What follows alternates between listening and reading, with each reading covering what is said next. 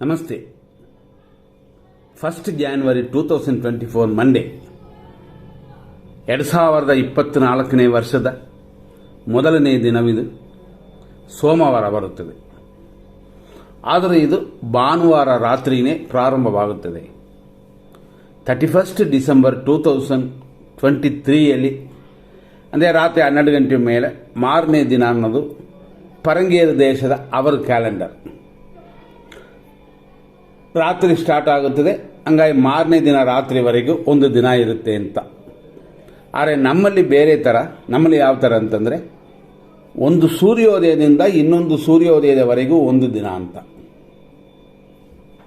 ಹಾಗಾಗಿ ನೋಡೋಕೆ ಹೋದರೆ ಬೆಳಗ್ಗೆ 6 ಗಂಟೆ 41 ನಿಮಿಷ ಅಲ್ಲಿಂದ ಮಾರನೇ ದಿನ 6 ಗಂಟೆ 41 ನಿಮಿಷದವರೆಗೂ ಒಂದೇ ದಿನವೇ. ಆದ್ದರಿಂದಾಗಿ ಯಾವಾಗಲೂ ಗಮನ ಕೊಡಿ. ನಮ್ಮ ಆಚರಣೆ ಪ್ರಕಾರ ಒಂದು ಮಗುವಿನ ಜಾತಕನ ಬರಿಬೇಕು ಅಂತಂದರೆ ಅದನ್ನು ಏನು ಮಾಡ್ತೀವಿ ಅಂದರೆ 31/1 ಅಂತ ಬರಿತೀವಿ. ಅಂದರೆ 31 ರಾತ್ರಿ 1ನೇ ತಾರೀಕು ಜಾನ್ವರಿ 2024 ಅಂತ ಬರಿಬೇಕು. ಇದೇ ಥರನೇ ಪ್ರತಿಯೊಂದು ದಿನವೂ ಈ ರೀತಿಯ ನಮ್ಮ ಆಚರಣೆ ತಗೊಂಡ್ರೆ ನಮ್ಮ ನಕ್ಷತ್ರಗಳು, ತಿಥಿ, ಯೋಗ ಕರ್ಣಗಳು ಕರೆಕ್ಟಾಗಿರುತ್ತದೆ. ಹಂಗಾಗಿ ಜಾತಕ ಬರೆಯುವವರು ಕೂಡ ಆ ರೀತಿಯಲ್ಲೇ ಆಗಬೇಕಾಗ್ತದೆ.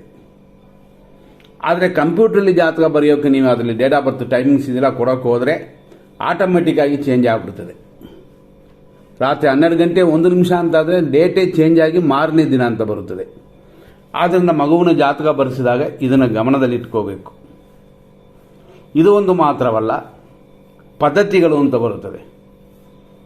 ಇದರಲ್ಲಿ ಲಹರಿ, ಕೃಷ್ಣಮೂರ್ತಿ, BV ರಾಮನ್ 3 ಥರ ಪದ್ಧತಿಗಳಿದೆ. ಅಂದರೆ ಮೇಂಟೆನೆನ್ಸ್, ಇದು ನಿರ್ವಾಹ. ಅದರಲ್ಲಿ ಸಾಮಾನ್ಯವಾಗಿ ಓಡ್ತಾ ಇರೋದು ಲಹರಿ, ನಂತರ ಕೃಷ್ಣಮೂರ್ತಿ ಪದ್ಧತಿ ಅಂತಾನೇ ಹೆಸರು. ಲಹರಿ ಪದ್ಧತಿ ಅಂತ ಇದೆ. ಲಹರಿ ಮ್ಯಾಕ್ಸಿಮಮ್ ಕೊಂಡಾಡುತ್ತಾರೆ. ಕೃಷ್ಣಮೂರ್ತಿ ಪದ್ಧತಿ ಆ ಪದ್ಧತಿ ಮಾತ್ರವಲ್ಲದೆ ಇನ್ನೂ ಕೆಲವು ವಿಷಯಗಳು ಎಕ್ಸ್ಟ್ರಾ ಅವರು ಸೇರಿಸಿರ್ತಾರೆ. ಅಂದರೆ ಕಾಲ್ಕುಲೇಷನ್. ಅದರಲ್ಲಿ ಕುಂಡಲಿಗಳು, ನವಾಂಶ ಕುಂಡಲಿ, ಭಾವಕುಂಡಲಿ. ಅದರಲ್ಲಿ ಭಾವಕುಂಡಲಿಗಳನ್ನ ಖಂಡಿತ ನೋಡಬೇಕು. ಅದು ಅಲ್ಲದೆ ಅದರಲ್ಲಿ ನೋಡುವ ಕೆಲವು ವಿಷಯಗಳಲ್ಲಿ ನ್ಯೂಮರಾಲಜಿನ ಅವರು ಸೇರಿಸಿಲ್ಲ. ಆದರೆ ಅದರಲ್ಲಿ ನ್ಯೂಮರಾಲಜಿ ಸಾಮಾನ್ಯವಾಗಿ ಅದರಲ್ಲಿ ಒದ್ದಾಡುತ್ತದೆ. ಅದನ್ನೆಲ್ಲ ಗಮನಿಸಬೇಕು ಕೃಷ್ಣಮೂರ್ತಿ ಪದ್ಧತಿಯಲ್ಲಿ.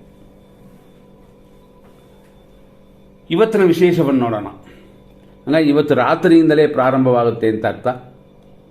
ಅಂದರೆ ಸರಿಯಾಗಿ ಹೇಳಬೇಕು ಅಂತಂದರೆ 31ನೇ ತಾರೀಕು 12ನೇ ತಿಂಗಳು 2023 ಭಾನುವಾರ ರಾತ್ರಿ ಚತುರ್ಥಿ ತಿಥಿ ಮುಗಿದು ಪಂಚಮಿ ಅನ್ನುವ 5ನೇ ತಿಥಿ ಸ್ಟಾರ್ಟ್ ಆಗುತ್ತೆ.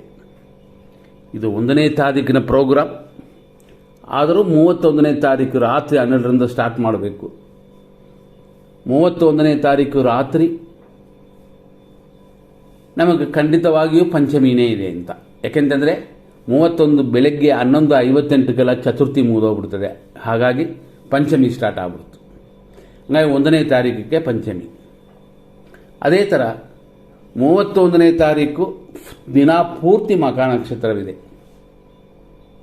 ಆದ್ದರಿಂದಾಗಿ ಮಾರನೇ ದಿನ ಅಂತ ನಾವು ಲೆಕ್ಕಕ್ಕೆ ತಗೊಂಡ್ರೆ, ಅಂದರೆ 1ನೇ ತಾರೀಕು ಅಂತ ಲೆಕ್ಕಕ್ಕೆ ತಗೊಂಡ್ರೆ ನಕ್ಷತ್ರ ಸ್ವಲ್ಪ ಉಳಿದಿರುತ್ತದೆ. ಅಂದರೆ 1ನೇ ತಾರೀಕಲ್ಲಿ ಎಷ್ಟು ಉಳಿದಿದೆ ಅಂತ ನಾವಿಲ್ಲಿ ಚೆಕ್ ಮಾಡ್ಕೊಳ್ಳೋಣ. ಮಖ ನಕ್ಷತ್ರ 8 ಗಂಟೆ 35 ನಿಮಿಷ 56 ಸೆಕೆಂಡ್ವರೆಗಿದೆ. ಇದು ಸರಿಯಾಗಿ ಹೇಳಬೇಕು ಅಂತಂದರೆ 1ನೇ ತಾರೀಕು ಸೋಮವಾರ ಬೆಳಗ್ಗೆ ಮಖ ನಕ್ಷತ್ರ 8:36ವರೆಗೆ ಇದೆ ಅಂತ. ಆ ನಂತರ ಪುಬ್ಬ ನಕ್ಷತ್ರ ಸ್ಟಾರ್ಟ್ ಆಗುತ್ತದೆ.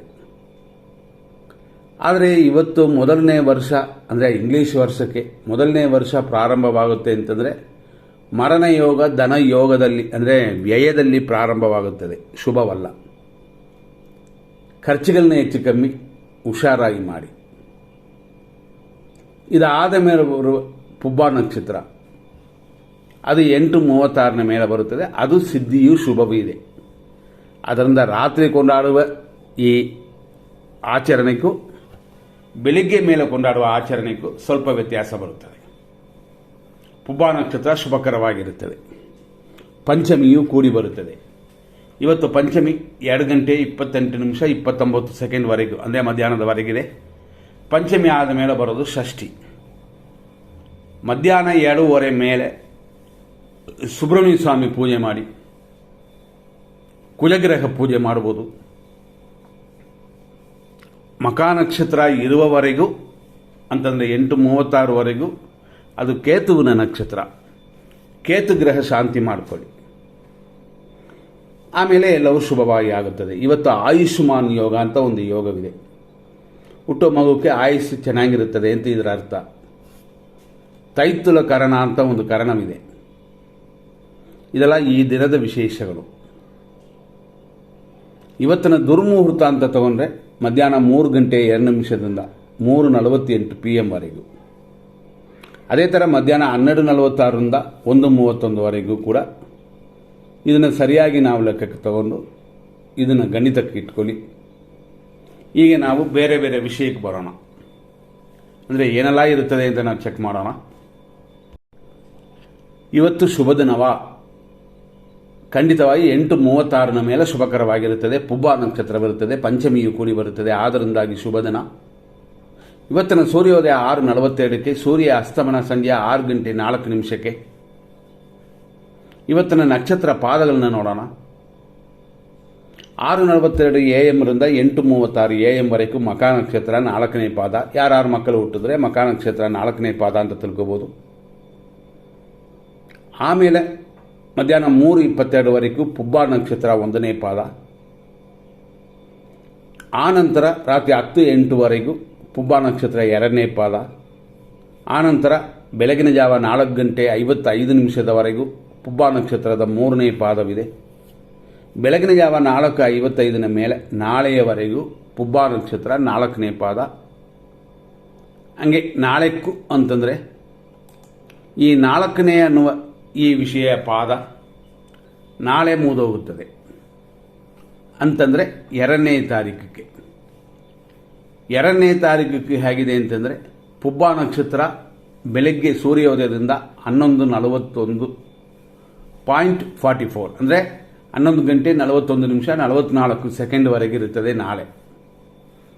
ಆದರೂ ನಾಳೆ ಅಶುಭವಾಗಿದೆ. ಮಂಗಳವಾರವೂ ಕೂಡಿ ಬರುತ್ತದೆ. ಅದು ಎಲ್ಲಿವರೆಗೂ ಅಂತಂದರೆ 11:42ವರೆಗೂ. ಆಮೇಲೆ 11:42ನ ನಂತರ ಅಮೃತವು ಸೌಭಾಗ್ಯ ಯೋಗವು ಕೂಡಿ ಬರುತ್ತದೆ. ಇದು ನಾಳೆಯ ವಿಷಯ.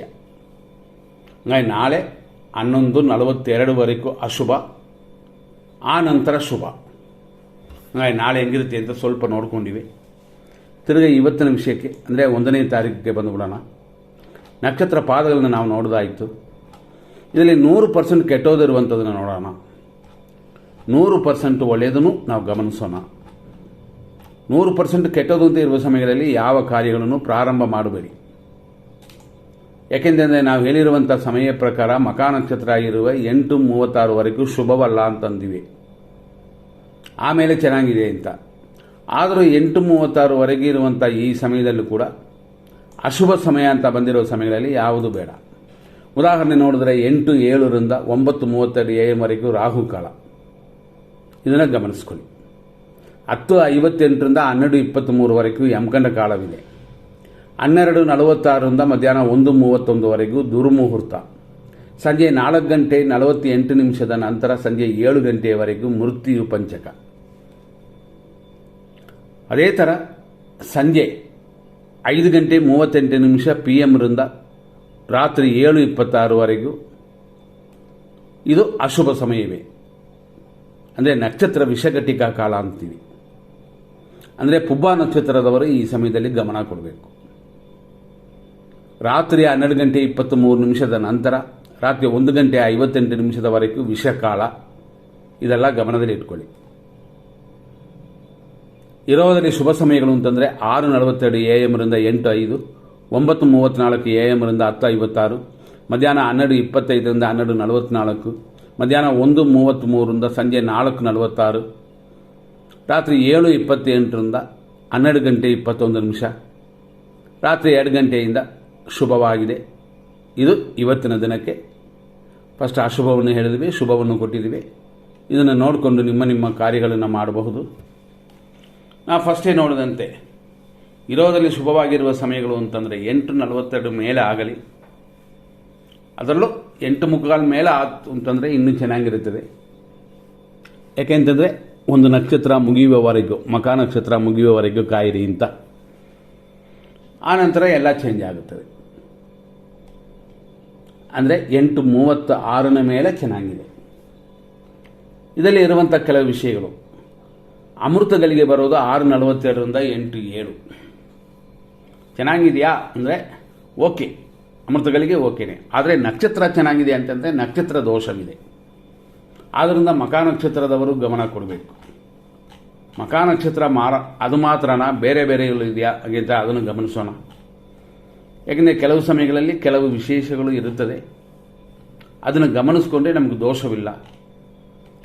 ಅದು ಮಾತ್ರವಲ್ಲ, ಚಂದ್ರಾಷ್ಟಮ ಅಂತ ಅಂತೀವಿ. ಈ ಚಂದ್ರಾಷ್ಟಮ ಇರುವ ಸಮಯ ಕೂಡ ಶುಭವಲ್ಲ, ಅದನ್ನೂ ಎಚ್ಚರವಾಗಿರಬೇಕು. ಚಂದ್ರಾಷ್ಟಮ ಇರುವ ಕಾಲಗಳಲ್ಲಿ ನಾವು ಪ್ರಾರಂಭ ಮಾಡುವ ಕಾರ್ಯಗಳು ಶುಭಕರವಾಗಿ ಮುಗಿಯೋದಿಲ್ಲ. ಪದೇ ನಾವು ಅದಕ್ಕಾಗಿ ಅಂತೀವಿ. ಗಮನದಲ್ಲಿಟ್ಕೊಳ್ಳಿ, ಎಲ್ಲ ದೋಷಗಳು ದೂರವಾಗುತ್ತದೆ. ಆದ್ದರಿಂದಾಗಿ ಗಮನ. ಇವತ್ತು 6:47 AM ಮಕರ ರಾಶಿಗೆ ಚಂದ್ರಾಷ್ಟಮ ದೋಷವಿದೆ. ಮಕರ ರಾಶಿಯಲ್ಲಿ ಹುಟ್ಟಿರುವವರು, ಸರಿಯಾಗಿ ಹೇಳಬೇಕು ಅಂತಂದರೆ ಉತ್ತರಾಷಾಢ ನಕ್ಷತ್ರದ 2, 3, 4ನೇ ಪಾದಗಳು, ಶ್ರವಣ ನಕ್ಷತ್ರದ 4 ಪಾದಗಳು, ಧನಿಷ್ಠ ನಕ್ಷತ್ರದಲ್ಲಿ 1 ಮತ್ತು 2ನೇ ಪಾದಗಳಲ್ಲಿ ಮಕರ ರಾಶಿಯಲ್ಲಿ ಹುಟ್ಟಿದವರಿಗೆಲ್ಲ ಇವತ್ತು ಚಂದ್ರಾಷ್ಟಮವಿದೆ. ಸುಮಾರು 8:45 ಅಂತ ಇಟ್ಕೊಳ್ಳಿ, ಅಪ್ರಾಕ್ಸಿಮೇಟ್ಲಿ ಇಟ್ಕೊಳ್ಳೋಕ್ಕೆ. ಆದ್ದರಿಂದ ಈ ಸಮಯವನ್ನು ಗಮನದಲ್ಲಿ ಇಟ್ಕೊಳ್ಳಿ. ನಂತರ ನೋಡುವಂಥ ನಾವು ಬೇರೆ ವಿಷಯಗಳಿಗೆ ಬರೋಣ. ಇವತ್ತಿನ ವಿಶೇಷ ಪ್ರಕಾರ ನಾವು 100% ಅಂತ ಏನು ಕೊಡ್ತೀವಿ ಅಂದರೆ 100% ಚೆನ್ನಾಗಿದೆ, 100% ಕೆಟ್ಟಿದೆ. ಕೆಟ್ಟೋದಲ್ಲಿ ಸ್ಟಾರ್ಟ್ ಮಾಡಬಾರದು. ಆದರೆ ಒಳ್ಳೆ ಟೈಮಲ್ಲಿ ಸ್ಟಾರ್ಟ್ ಮಾಡಿರೋದನ್ನ, ಪ್ರಾರಂಭ ಮಾಡಿರುವಂಥದ್ದನ್ನು ನೀವು ಒಳ್ಳೆ ಟೈಮ್ ಕೆಟ್ಟ ಟೈಮ್ ಏನಿದ್ರೂ ಯೋಚನೆ ಮಾಡಬಾರ್ದು. ಆಮೇಲೆ ಬರುವಂಥದ್ರಲ್ಲಿ ಕಂಟಿನ್ಯೂ ಮಾಡ್ಕೊಂಡು ಹೋಗ್ಬೋದು, ನಿಲ್ಲಿಸೋಕ್ಕಾಗಲ್ಲ, ನಿಲ್ಲಿಸೋದು ಬೇಡ ಅಂತ. ಈ ರೀತಿಯಲ್ಲಿ ಇದನ್ನೆಲ್ಲ ಕೊಡ್ತಿದ್ದೀವಿ. ಆದ್ದರಿಂದಾಗಿ ಇವತ್ತಿನ ವಿಶೇಷದಲ್ಲಿ ಬೆಳಗ್ಗೆಯಿಂದ ನಾವು ಬೆಳಗಿನ ಜಾವ ಚೆನ್ನಾಗಿದೆ ಅಂತಂದರೂ ನಕ್ಷತ್ರ ಮುಹೂರ್ತ ಸರಿಯಾಗಿಲ್ಲ. ಮಧ್ಯಾಹ್ನ ನೋಡಿದ್ರೆ ಅಭಿಜಿತ್ ಮುಹೂರ್ತವಿದೆ. ಅದೇ ಥರ ನೋಡಿದ್ರೆ ಶುಕ್ರ ಹೊರೆ ಅನ್ನೋದು 11:26 ಬರುತ್ತದೆ. 11:26 12:23 ಆದರೆ ಈ ಸಮಯದಲ್ಲಿ ದೋಷವಿದೆ, ಯಮಗಂಡ ಕಾಲ, ಅದರಿಂದ ಶುಭವಾಗಿಲ್ಲ. 12:23 ಮೇಲೆ ಬರುವಂಥ ಒಂದು ಯೋಗ ಏನಂತಂದರೆ ಬುಧ ಹೊರೆ. ವ್ಯಾಪಾರಿಗಳಿಗೂ ವಿದ್ಯಾರ್ಥಿಗಳಿಗೂ ಅಂದರೆ ಸ್ಟೂಡೆಂಟ್ಸ್ಗೆ ಇಂಪಾರ್ಟೆಂಟ್ ಟೈಮ್ ಇದು. ಈ ಸಮಯದಲ್ಲಿ ಸ್ವಲ್ಪ ಓದಿಟ್ಟರೂ ಕೂಡ ಅದು ಮೆಮೊರಿಯಲ್ಲಿ ಇರುತ್ತದೆ, ಜ್ಞಾಪಕದಲ್ಲಿರುತ್ತದೆ. ಮತ್ತು ಗುಡ್ ಅಂದರೆ ಒಳ್ಳೆ ಪಂಚಕ ಮುಹೂರ್ತವು ಇರುವ ಸಮಯ ಅಂತಂದರೆ ಇದು 12:58 ಮೇಲೆ ಬರುತ್ತದೆ. ಹಾಗಾಗಿ 12:58 ಮೇಲೆ ಶುಭ ಅಂತ ಇದ್ದರೂ ಆ 12:58ಕ್ಕೆ ದುರ್ಮುಹೂರ್ತ ಬರೋದರಿಂದ ಖಂಡಿತವಾಗಿ ಇದು ಶುಭವಲ್ಲ. ಇದು ಜ್ಞಾಪಕದಲ್ಲಿ ಇಟ್ಕೊಳ್ಳಿ. ಯಾಕೆಂತಂದರೆ ಪಂಚಾಂಗದಲ್ಲಿ ಇರುವಂಥದ್ದು ಬೇರೆ, ಅದರಲ್ಲಿ ವಿಂಗಡಿಸಿ ಕೊಟ್ಟಿರಲ್ಲ. ನಾವು ಎಲ್ಲವನ್ನು ಹಾಕಿ ವಿಂಗಡಿಸಿ ಮತ್ತೆ ಸರಿ ಮಾಡಿ ಮತ್ತೆ ಅದನ್ನು ಎತ್ತುಕೊಡ್ತೀವಿ. ಆದ್ದರಿಂದಲೇ ಗಮನ ಕೊಡಿ. ವಿಜಯ ಮುಹೂರ್ತ ಮಧ್ಯಾಹ್ನ ಬರುತ್ತದೆ, ಅಂದರೆ 2:17 3:02 ಇರುತ್ತದೆ. ಈ ಸಮಯವನ್ನು ನೀವು ಲೆಕ್ಕಕ್ಕೆ ತಗೊಂಡು ಖಂಡಿತವಾಗಿ ಶುಭವಾಗಿರುತ್ತೆ ಅಂತ ನಂಬಿ ಕೆಲವು ಕಾರ್ಯಗಳನ್ನು ಮಾಡೋಕ್ಕೆ ಶುಭವಾಗಿದೆ. ಇರೋದಲ್ಲಿ ಒಳ್ಳೆಯ ಟೈಮು ಅಂತ, ಮತ್ತು ಇನ್ನೊಂದು ಒಳ್ಳೆಯ ಸಮಯ ಅಂತ ಗೋಧೂಳಿ ಮುಹೂರ್ತ ಬರುವ ಸಂಜೆಯ ಸಮಯ 6:02 ಸ್ಟಾರ್ಟ್ ಆಗಿ 6:27 ಇದೆ. ಆದರೆ ಈ ಸಮಯದಲ್ಲಿ ಅಷ್ಟೊಂದು ಶುಭಕರವಾಗಿಲ್ಲ. ಇದನ್ನು ಗಮನಿಸ್ಕೊಳ್ಳಿ, ಯಾಕೆಂದರೆ ಮೃತ್ಯು ಇದೆ. ನಂತರ ನೋಡುವಂಥ ಇನ್ನೊಂದು ಸಮಯ ಗುರು ಹೊರೆ. ಇದು ರಾತ್ರಿ 10:17 ಬರುತ್ತದೆ. ಶುಭ ಸಮಯವಾಗಿದೆ 11:20. ಈ ರೀತಿ ನೀವು ತಗೊಂಡು ನಿಮ್ಮ ಕಾರ್ಯಗಳನ್ನ ಮಾಡಬಹುದು. ಬ್ರಹ್ಮ ಮುಹೂರ್ತ ಬೆಳಗ್ಗೆ ಬರುತ್ತದೆ 5:01 5:51ವರೆಗೂ ಖಂಡಿತವಾಗಿ ಈ ಸಮಯ ಶುಭ ಸಮಯ. ಇವತ್ತು ಬ್ರಹ್ಮ ಮುಹೂರ್ತದಲ್ಲಿ ಆ ಸಮಯದಲ್ಲಿ ಪುಬ್ಬ ನಕ್ಷತ್ರವಿದೆ. ಪುಬ್ಬ ನಕ್ಷತ್ರ ಶುಕ್ರನ ನಕ್ಷತ್ರ. 6ನೇ ತಾರೀಕು, 15ನೇ ತಾರೀಕು, 24ನೇ ತಾರೀಕಲ್ಲಿ ಹುಟ್ಟಿದವರಿಗೂ ಶುಭವಾಗಿರುತ್ತದೆ. ಶುಕ್ರನ ಅಂಶವಾದ ವೃಷಭ ಮತ್ತು ತುಲಾ ಲಗ್ನದಲ್ಲಿ ಹುಟ್ಟಿದವರಿಗೂ ಶುಭವಾಗಿದೆ. ಶುಕ್ರನ ಧ್ಯಾನ ಮಾಡಿ ಚೆನ್ನಾಗಿರುತ್ತದೆ. ಇಷ್ಟೆಲ್ಲ ಸಮಯಗಳನ್ನ ನೋಡಿದ್ವಿ. ಬೆಳಗಿನ ಜಾವದಲ್ಲೂ ಕೂಡ ಅಂದರೆ 5:39 6:42 ಗುರು ಹೊರೆಯೂ ಇದೆ. ಹಂಗಾಗಿ ಇದನ್ನೆಲ್ಲ ತಿಳ್ಕೊಂಡು ಈ ಸಮಯಗಳಲ್ಲಿ ಮಾಡುವಂಥ ಕಾರ್ಯಗಳು ದೋಷಗಳಿದ್ದರೂ ಕರಗುತ್ತದೆ. ಮತ್ತೆ ನಾವು ನೋಡುವಂಥ ಇನ್ನೂ ಬೇರೆ ಬೇರೆ ವಿಷಯಗಳು. ತಾರಾ ಮತ್ತು ಚಂದ್ರಬಲ. ಇವತ್ತಿನ ದಿನ ಪ್ರಕಾರ ಮಕಾ ನಕ್ಷತ್ರ ಇರುವ 6:42 8:36 ಅಶ್ವಿನಿ ನಕ್ಷತ್ರ ಮೇಷರಾಶಿಯವರಿಗೆ ಜನ್ಮತಾರೆಯು ಕಾರ್ಯವಿಘ್ನವೂ ಉಂಟು. ಸ್ವಲ್ಪ ಗಮನ ಕೊಡಬೇಕಾಗ್ತದೆ, ಅಷ್ಟೊಂದು ಶುಭಕರವಾಗಿಲ್ಲ. ಭರಣಿ ನಕ್ಷತ್ರ ಮೇಷರಾಶಿಯವರಿಗೆ ಪರಮ ಮಿತ್ರಧಾರೆಯು ಸ್ವಲ್ಪ ಕಾರ್ಯವಿಘ್ನವಿದೆ. ಅದರಿಂದ 8:36 ಪರವಾಗಿಲ್ಲ. ಆನಂತರ 40% ಮಾತ್ರನೇ ಚೆನ್ನಾಗಿರೋದು. ಅದೇ ವಿಷಯದಲ್ಲಿ ಕೃತಿಕಾ ನಕ್ಷತ್ರವನ್ನು ಮೇಷರಾಶಿ 1ನೇ ಪಾದವನ್ನು ನೋಡಿದ್ರೆ 8:36 ಪರವಾಗಿಲ್ಲ. 8:36 ಮೇಲೆ ಇನ್ನೂ ಚೆನ್ನಾಗಿರುತ್ತದೆ. ಆದರೆ ವಿಘ್ನೇಶ್ವರನ ಪೂಜೆ ಮಾಡಿಕೊಳ್ಳಿ, ಯಾಕೆಂದರೆ ಆ ದೋಷಗಳಿಲ್ಲದೆ ಗಮನಿಸೋಕ್ಕೆ. ಕೃತಿಕಾ ನಕ್ಷತ್ರ ವೃಷಭ ರಾಶಿ 2, 3, 4ನೇ ಪಾದಗಳಲ್ಲಿ ಹುಟ್ಟಿದವರಿಗೆ ಇವತ್ತಿನ ದಿನ ಪ್ರಕಾರ 8:36 ಮಿತ್ರಧಾರೆಯು, ಆನಂತರ ಪರಮ ಮಿತ್ರಧಾರೆ ಎಲ್ಲ ಅನುಕೂಲವಿದೆ. ಆರೋಗ್ಯದ ಮಾತ್ರ ಗಮನ. ನೆಕ್ಸ್ಟ್ ನಾವು ನೋಡುವಂಥದ್ದು ರೋಹಿಣಿ ನಕ್ಷತ್ರ ವೃಷಭ ರಾಶಿ 8:36 ಸಮಯ ಉತ್ತಮವಾಗಿಲ್ಲ, ಆಮೇಲೆ ಶುಭ ಸಮಯ. ನಂತರ ನೋಡುವಂಥದ್ದು ಮೃಗಶೀರ್ಷ ನಕ್ಷತ್ರ ವೃಷಭ ರಾಶಿ ಅನುಕೂಲ, ರೋಗ ಭಯವೆಲ್ಲ 8:36 ಆನಂತರ ಸಮಯ ಉತ್ತಮವಾಗಿಲ್ಲ, ಎಚ್ಚರ. ಮೃಗಶೀರ್ಷ ನಕ್ಷತ್ರ ಮಿಥುನ ರಾಶಿ ಅನುಕೂಲವು, ದ್ರವ್ಯ ಲಾಭವು 8:36 ಆಮೇಲೆ ಟೆನ್ಷನ್ ಇದೆ, ಟೆನ್ಷನ್ನ ಕಡಿಮೆ ಮಾಡಿಕೊಳ್ಳಿ. ಆರ್ದ್ರ ನಕ್ಷತ್ರ ಮಿಥುನ ರಾಶಿ ಪ್ರತ್ಯೇಕ್ತಾರೆ, ಅನುಭವ ಇಲ್ಲ, ಅನುಕೂಲವಿಲ್ಲ, ದೋಷ ಕೊಡುವ ಸಮಯವಿದೆ. ಆದ್ದರಿಂದ ಹೆಚ್ಚಿನ ಗಮನ ಕೊಡಬೇಕಾಗ್ತದೆ. 8:36 8:36 ಮೇಲೆ ದೋಷಗಳೆಲ್ಲ ಕಡಿಮೆ ಆಗಿಬಿಡುತ್ತದೆ, ಶುಭವಾಗಿದೆ. ಪುನರ್ವಸು ನಕ್ಷತ್ರ ಮಿಥುನ ರಾಶಿ ಕ್ಷೇಮ, ದ್ರವ್ಯ ಲಾಭವಲ್ಲ 8:36 ಇದೆ. ಆಮೇಲೆ ಶುಭವಾಗಿಲ್ಲ. ಎಂದಿನಂತೆ ಬರುವ ಲಾಭ ಬರುತ್ತದೆ, ಆದರೆ ಬಿಕ್ಕಟ್ಟಿನ ಪರಿಸ್ಥಿತಿಯಲ್ಲಿ ಸಿಕ್ಕಾಕೋಬೇಡಿ, ಯೋಚನೆ ಮಾಡಿ ಕಾರ್ಯಗಳನ್ನ ಮಾಡಬೇಕಾಗ್ತದೆ. ನಂತರ ನೋಡುವಂಥದ್ದು ಪುನರ್ವಸು ನಕ್ಷತ್ರ ಕರ್ಕಾಟಕ ರಾಶಿ 4ನೇ ಪಾದ. ಇವತ್ತಿನ ದಿನ ಪ್ರಕಾರ ಖಂಡಿತ ಕ್ಷೇಮವಿದೆ, ಪರವಾಗಿಲ್ಲ. ಇದೆಲ್ಲ ಬರೀ 8:36 ಆನಂತರ ಪ್ರತ್ಯೇಕ್ತಾರೆ, ಧನಹಾನಿ. ಇವತ್ತು ಜನರಲ್ ಆಗಿ 8:46 ಮೇಲೆ ಚೆನ್ನಾಗಿದೆ ಅಂತ ನಾವು ಹೇಳಿದರು, ಖಂಡಿತವಾಗಿಯೂ ನಿಮಗೆ ಅದು ಸರಿಯಾಗಿಲ್ಲ. ಹಣಕಾಸಿನ ತೊಂದರೆ, ಬಿಕ್ಕಟ್ಟಿನ ಪರಿಸ್ಥಿತಿಯಲ್ಲಿ ಸಿಕ್ಕಾಕೊಳ್ತೀರಾ, ಎಚ್ಚರ ಮಾಡಿ. ಮೊದಲನೇ ವರ್ಷ ಬೇರೆ. ಪುಷ್ಯ ನಕ್ಷತ್ರ ಕರ್ಕಾಟಕ ರಾಶಿ ವಿಪತ್ತು ಉಂಟು, ಧನಹಾನಿ ಉಂಟು. 8:36 ಮೇಲೇ ನಿಮ್ಗೆ ಸ್ವಲ್ಪ ಪರವಾಗಿಲ್ಲ ಅಂತ ಹೇಳ್ಬೋದು, ಈ 50% ಪರವಾಗಿಲ್ಲ ಅಂತ ಹೇಳ್ಬೋದು. ಆಶ್ಲೇಷ ನಕ್ಷತ್ರ ಕರ್ಕಾಟಕ ರಾಶಿಯಲ್ಲಿ ಹುಟ್ಟಿದವರಿಗೆ ಸಂಪತ್ತಿದೆ, ಧನಹಾನಿಯೂ ಇದೆ. ಇರೋದನ್ನು ಭದ್ರವಾಗಿ ಇಟ್ಕೊಳ್ಳಿ, ಬರುವಂಥದ್ದನ್ನು ಅನುಭವಿಸಿ. ಹೆಚ್ಚಿನ ಸಾಲಕ್ಕೂ ಇದು ದಿನವಲ್ಲ, ಉಪಯೋಗ ಇಲ್ಲ. ಮಕಾ ನಕ್ಷತ್ರ ಸಿಂಹರಾಶಿ ಜನ್ಮತಾರೆಯು ಶರೀರ ಸುಖವೂ ಉಂಟು 8:36 ಆನಂತರ ಸಂಪತ್ತು, ಶರೀರ ಸುಖ ನಿಮಗೆ ಸಮಯ 8:36 ಮೇಲೇ ಶುಭಕರವಾಗಿರೋದು. ಪುಬ್ಬ ನಕ್ಷತ್ರ ಸಿಂಹರಾಶಿ ಖಂಡಿತ ಇವತ್ತಿನ ದಿನ 8:36 ಚೆನ್ನಾಗಿದೆ, ಆಮೇಲೆ ಪರವಾಗಿಲ್ಲ, ಒಂದು 60% ಚೆನ್ನಾಗಿರುತ್ತದೆ. ಉತ್ತರ ನಕ್ಷತ್ರ ಸಿಂಹರಾಶಿ 1ನೇ ಪಾದ ಮಿತ್ರಧಾರೆ, ಶರೀರ ಸುಖವೆಲ್ಲ ಉಂಟು 8:36 ಆನಂತರ ಇನ್ನೂ ಚೆನ್ನಾಗಿರುತ್ತದೆ. ಆದ್ದರಿಂದ ಇವತ್ತಿನ ದಿನ ಪೂರ್ತಿ ನಿಮಗೆ ಚೆನ್ನಾಗಿರುತ್ತದೆ. ಉತ್ತರ ನಕ್ಷತ್ರ ಕನ್ಯಾ ರಾಶಿ ಮಿತ್ರಧಾರೆ, ಧನ ವ್ಯಯ ಇಂಥದ್ದೆಲ್ಲ ಉಂಟು. ಆನಂತರ ಅಂದರೆ 8:36 ಮೇಲೇನು ಪರಮ ಮಿತ್ರ ತಾರೆಯಾಗಿದೆ, ಆದ್ದರಿಂದ ಶುಭಕರವಾಗಿದೆ. ಹಸ್ತ ನಕ್ಷತ್ರ ಕನ್ಯಾ ರಾಶಿ ಟೆನ್ಷನ್, ವ್ಯಯ ಇಂಥದ್ದೆಲ್ಲ ಉಂಟು 8:36 8:36 ಮೇಲೆ ಇದರ ಗುಣಗಳೆಲ್ಲ ಬದಲಾಗುತ್ತದೆ, ಆದ್ದರಿಂದ ಶುಭವಾಗಿದೆ. ಚಿತ್ತಾ ನಕ್ಷತ್ರ ಕನ್ಯಾ ರಾಶಿ ಅನುಕೂಲ, ಸ್ವಲ್ಪ ವ್ಯಯ, 8:36ವರೆಗೂ. 8:36ನ ಮೇಲೆ ಟೆನ್ಷನ್. ಹಾಗಾಗಿ ನಿಮ್ಮ ನಕ್ಷತ್ರಕ್ಕೆ ಅಧಿಕವಾದ ತೊಂದರೆಗಳನ್ನು, ಬಿಕ್ಕಟ್ಟಿನ ಪರಿಸ್ಥಿತಿ ಕೊಡುತ್ತದೆ. ನೋಡ್ಕೊಂಡು ಮಾಡಿ. ಚಿತ್ತಾ ನಕ್ಷತ್ರ ತುಲಾರಾಶಿ ಅನುಕೂಲ, ಇಷ್ಟಾರ್ಥ ಸ್ಥಿತಿಯಲ್ಲ 8:36ವರೆಗೂ. ಆ ನಂತರ ಟೆನ್ಷನ್ ಬರುತ್ತದೆ, ಗಮನ ಕೊಡಲೇಬೇಕು. ಸ್ವಾತಿ ನಕ್ಷತ್ರ ತುಲಾರಾಶಿ ಪ್ರತ್ಯೇಕ ತಾರೆ, ಇಷ್ಟಾರ್ಥ ಸ್ಥಿತಿಯೆಲ್ಲ ಉಂಟು, ಇದರಲ್ಲಿ ಗಮನ ಕೊಡಿ. ಆದ್ದರಿಂದ 8:36ವರೆಗೂ ಸರಿಯಾಗಿಲ್ಲ. ಆ ನಂತರ ಪರವಾಗಿಲ್ಲ, ಚೆನ್ನಾಗಿದೆ. ವಿಶಾಖ ನಕ್ಷತ್ರ ತುಲಾರಾಶಿ ಕ್ಷೇಮವು, ಇಷ್ಟಾರ್ಥ ಸ್ಥಿತಿಯೂ ಉಂಟು 8:36ವರೆಗೂ. ಆ ನಂತರ ಪ್ರತ್ಯೇಕ ತಾರೆ. ನಿಮ್ಮ ಪರವಾಗಿ ಕಾರ್ಯಗಳು ಸಕ್ಸಸ್ ಆಗೋದು ಸ್ವಲ್ಪ ಕಷ್ಟವಾಗುತ್ತದೆ, ಪ್ರಯತ್ನಗಳು ಜಾಸ್ತಿ ಬೇಕಾಗುತ್ತದೆ. ನೋಡ್ಕೊಂಡು ಮಾಡಿ. ಇಲ್ಲ ಇನ್ನೊಂದು ದಿನ ಮಾಡೋಣ ಅಂತಂದರೆ ಇನ್ನೂ ಚೆನ್ನಾಗಿರುತ್ತದೆ, ಗಮನದಲ್ಲಿ ಇಟ್ಕೊಳ್ಳಿ. ವಿಶಾಖ ನಕ್ಷತ್ರ 4ನೇ ಪಾದ ವೃಶ್ಚಿಕ ರಾಶಿ ಕ್ಷೇಮವು, ಕೆಲಸ ಕಾರ್ಯ ಅಭಿವೃದ್ಧಿಯೂ ಉಂಟು 8:36ವರೆಗೂ. ಆ ನಂತರ ಎಚ್ಚರವಾಗಿರಬೇಕಾಗ್ತದೆ.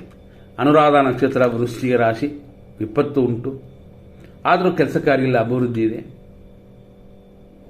8:36ನ ಮೇಲೆ ಕ್ಷೇಮವು, ಕೆಲಸ ಕಾರ್ಯದಲ್ಲಿ ಅಭಿವೃದ್ಧಿಯು ಖಂಡಿತವಾಗಿ ಶುಭಕರವಾಗಿದೆ.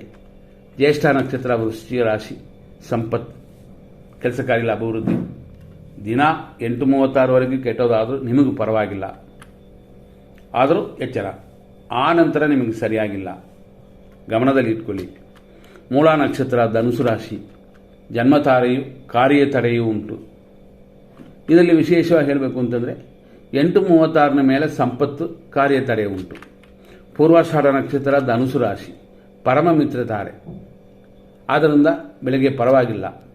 ಆಮೇಲೆ ಜನ್ಮತಾರೆ, ಕಾರ್ಯಗಳಲ್ಲೂ ಅಡೆತಡೆ ಉಂಟು. ನೋಡ್ಕೊಂಡು ನಿಮ್ಮ ಕಾರ್ಯಗಳನ್ನ ಮಾಡಬೇಕಾಗ್ತದೆ. ಉತ್ತರಾಷಾಢ ನಕ್ಷತ್ರ ಧನುಸು ರಾಶಿ 1ನೇ ಪಾದ ಮಿತ್ರಧಾರೆ ಇದೆ, ಕಾರ್ಯಗಳಲ್ಲಿ ಅಡೆತಡೆ ಇದೆ 8:36ವರೆಗೂ. ಆ ನಂತರ ಪರಮ ಮಿತ್ರಧಾರೆಯು, ಕಾರ್ಯಗಳಲ್ಲಿ ಅಡೆತಡೆಯೂ ಉಂಟು. ಆಮೇಲೆ ಪರವಾಗಿಲ್ಲ 8:36ನ ಮೇಲೆ. ಉತ್ತರಾಷಾಢ ನಕ್ಷತ್ರ ಮಕರ ರಾಶಿ ಬೆಳಗ್ಗೆ 8:36ವರೆಗೂ ಪರವಾಗಿಲ್ಲ, 60% ಚೆನ್ನಾಗಿದೆ. ಆ ನಂತರ ಇನ್ನೂ ಚೆನ್ನಾಗಿದೆ, ಆದರೆ ಊಟ ತಿಂಡಿನ ಕರೆಕ್ಟಾಗಿ ಮೇಂಟೈನ್ ಮಾಡ್ಕೊಳ್ಳಿ. ಶ್ರವಣ ನಕ್ಷತ್ರ ಮಕರ ರಾಶಿ ಟೆನ್ಷನ್ ಇದೆ, ರೋಗ ವೃದ್ಧಿಯೂ ಉಂಟು. ಬೆಳಗ್ಗೆ 8:36ವರೆಗೂ ಸರಿಯಾಗಿಲ್ಲ. ಆ ನಂತರ ಪರವಾಗಿಲ್ಲ. ಧನಿಷ್ಠ ನಕ್ಷತ್ರ ಮಕರ ರಾಶಿ ಅನುಕೂಲ, ಆದರೆ ಆರೋಗ್ಯದಲ್ಲಿ ಹುಷಾರಾಗಿರಬೇಕಾಗ್ತದೆ. ಆ ನಂತರ 8:36ನ ಮೇಲೆ ಖಂಡಿತ ಶುಭವಾಗಿಲ್ಲ. ಧನಿಷ್ಠ ನಕ್ಷತ್ರ ಕುಂಭರಾಶಿ ಅನುಕೂಲವು, ಸುಖ ಅಭಿವೃದ್ಧಿಯು 8:36ವರೆಗಿದೆ. 8:36ನ ಮೇಲೆ ನೂತನ ಕಾರ್ಯಗಳನ್ನ ಮಾಡಬೇಕು ಅಂತಂದರೆ ಖಂಡಿತವಾಗಿ ಯೋಚನೆ ಮಾಡಿಕೊಳ್ಳಿ. ಎಲ್ಲ ರೆಡಿಯಾಗಿದ್ದರೆ ಮಾಡ್ಬೋದು, ಇಲ್ಲಾಂತಂದರೆ ಇನ್ನೊಂದು ದಿನ ತಗೊಳ್ಳಿ. ಶತಭಿಷ ನಕ್ಷತ್ರ ಕುಂಭರಾಶಿ ಪ್ರತ್ಯೇಕ ತಾರೆ, ಹಾಗಾಗಿ 8:36ವರೆಗೂ ಶುಭವಾಗಿಲ್ಲ. 8:36ನ ನಂತರ ಅನುಕೂಲವು, ಸುಖ ಅಭಿವೃದ್ಧಿಯೂ ಉಂಟು. ಪೂರ್ವ ಭಾದ್ರಪದ ನಕ್ಷತ್ರ ಕುಂಭರಾಶಿ ಕ್ಷೇಮವು, ಸುಖ ಅಭಿವೃದ್ಧಿಯು 8:36ವರೆಗಿದೆ. ಆದರೂ ನಿಮಗೂ ಚೆನ್ನಾಗಿದೆ ಅಷ್ಟೇ, ಆದರೆ ದಿನ ಚೆನ್ನಾಗಿದೆಯಾ ಅಂತಂದರೆ 8:36ವರೆಗೂ ಅಶುಭವಾಗಿದೆ. ನೋಡಿಕೊಂಡೇ ಮಾಡಬೇಕಾಗ್ತದೆ. ನಿಮಗೆ ಚೆನ್ನಾಗಿದ್ದರೂ ದಿನಾನೂ ಚೆನ್ನಾಗಿರಬೇಕಾಗ್ತದೆ. ಜನರಲ್ ಆಗಿ ಇದೆಲ್ಲ ಗಮನ ಕೊಡಬೇಕು. ನಂತರ ನೋಡುವಂಥದ್ದು ಪೂರ್ವ ಭಾದ್ರಪದ ನಕ್ಷತ್ರ ಮೀನರಾಶಿ ಕ್ಷೇಮವಿದೆ, ಶತ್ರುನಾಶವೂ ಇದೆ 8:36ವರೆಗೂ. ಅಲ್ಲಿವರೆಗೂ ಪರವಾಗಿಲ್ಲ, ಆಮೇಲೆ ಯೋಚನೆ ಮಾಡಲೇಬೇಕು. ಉತ್ತರ ಭಾದ್ರಪದ ನಕ್ಷತ್ರ ಮೀನರಾಶಿ ವಿಪತ್ತಿದೆ, ಶತ್ರುನಾಶವೂ ಇದೆ, ಹೆಚ್ಚಿನ ಗಮನ ಕೊಡಬೇಕು. ಪುಬ್ಬ ನಕ್ಷತ್ರ ಬಂದ ನಂತರ ಅಂದರೆ 8:36ನ ಮೇಲೆ ಕ್ಷೇಮವು, ಶತ್ರುನಾಶವು ಬರುತ್ತದೆ. ರೇವತಿ ನಕ್ಷತ್ರ ಮೀನರಾಶಿಯಲ್ಲಿ ಜನನವಾದವರಿಗೆ ಇವತ್ತು 8:36ವರೆಗೂ ಸಂಪತ್ತಿದೆ. ಆ ನಂತರ ನಾಶ ಅಂದರೆ ಶತ್ರುನಾಶ ಅಂತ. ಈ ರೀತಿ ಇವತ್ತಿನ ದಿನದಲ್ಲಿ 8:36ನ ಮೇಲೆ ಅಷ್ಟು ಚೆನ್ನಾಗಿಲ್ಲ, ನಿಮಗೆ ನೋಡ್ಕೊಳ್ಳಿ. ಗಾಡಿಗಳಲ್ಲಿ ಹುಷಾರ್, ಜಾರುವ ಬೀಳುವ ದಿನವಿದು, ಗಮನ ಕೊಟ್ಟರೆ ತಪ್ಪಿಸ್ಕೋಬೋದು. ಇಲ್ಲಿಯವರೆಗೆ ಇಷ್ಟು ವಿಷಯಗಳನ್ನ ನೋಡಿದ್ವಿ. ಇದೆಲ್ಲ ಇವತ್ತಿನ ದಿನಕ್ಕೆ, ಅಂದರೆ ಹೊಸ ವರ್ಷದ ಈ ದಿನಕ್ಕೆ.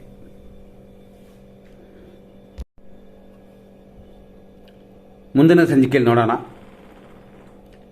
ನ್ಯೂ ಇಯರ್ ಬಗ್ಗೆ ಸ್ವಲ್ಪ ಡೀಟೇಲ್